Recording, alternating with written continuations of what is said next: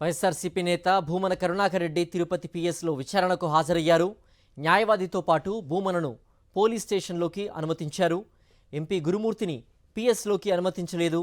అలిపిరి విగ్రహం విషయంలో భూమన కరుణాకర్ రెడ్డిపై కేసు నమోదైంది. ఆ కేసుకు సంబంధించి ఇవాళ విచారణకు హాజరయ్యారు భూమన.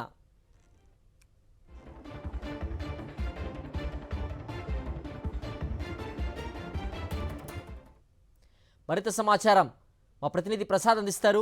ప్రసాద్, అలిపిరి విగ్రహం టీటీడీ దృష్టికి తీసుకెళ్లారు భూమన కరుణాకర్ రెడ్డి. కక్ష సాధింపు చర్యలో భాగంగా విచారణకంటూ పిలవడం జరిగింది. విచారణకు లాయర్ని కూడా అనుమతించినట్టుగా తెలుస్తోంది. దీనికి సంబంధించిన పూర్తి అప్డేట్స్ ఏంటి ప్రసాద్? ఇప్పుడు తిరుపతి ఉమ్మడి చిత్తూరు జిల్లా వైఎస్ఆర్ కాంగ్రెస్ పార్టీ ఇన్ఛార్జ్ మాజీ టీటీడీ చైర్మన్ భూమన కరుణాకర్ రెడ్డి నేడు ఈస్ట్ పోలీస్ స్టేషన్ లో విచారణకు హాజరయ్యారు.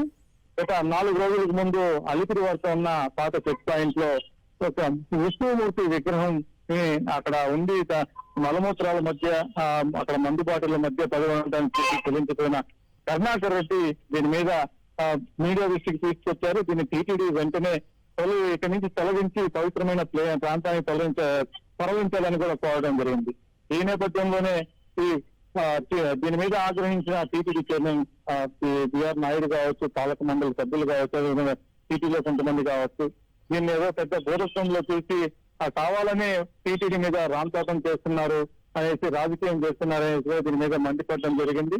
బిఆర్ నాయుడు టీటీడీ చైర్మన్ గా వచ్చినప్పటి నుంచి కూడా అనేక అవకతవకలకు పాల్పడుతున్నారని, అక్కడ జరుగుతున్న అవినీతి అక్రమాలను వెలుగు తీస్తున్న నేపథ్యంలో కరుణాకర్ రెడ్డిపై కక్షి కావాలనే టీటీడీ ఏఈఓ గోవిందరాజు దగ్గర నుంచి కూడా కేసు నమోదు చేయించిన పరిస్థితి ఉంది. దీని మీద ఎఫ్ఐఆర్ నమోదు చేసిన పోలీసులు ఈ నెల 20వ తేదీ హాజరు కావాలని కూడా కరుణాకర్ రెడ్డికి గతంలో నోటీసులు జారీ చేశారు. ఈ నేపథ్యంలోనే నేడు పోలీస్ స్టేషన్ హాజరయ్యారు. పోలీస్ స్టేషన్ వద్ద పోలీసులు కూడా పోరాటం చేస్తున్నారు. ఎవరిని కూడా లోపలికి అనుమతి ఇవ్వకుండా ఆ స్టేషన్ బయట దాదాపు 20 అడుగుల దూరంలోనే బ్యారికెట్లు ఏర్పాటు చేసి ఎవరిని కూడా అనుమతించకుండా చేశారు. కరుణాకర్తో పాటు వచ్చిన ఎంపీ గురుమూర్తిని కూడా స్టేషన్ లోపలికి అనుమతి లేదంటూ కూడా వాళ్ళ ఎంపీ గురుమూర్తిని బయటికి పంపించేసిన పరిస్థితి ఉంది.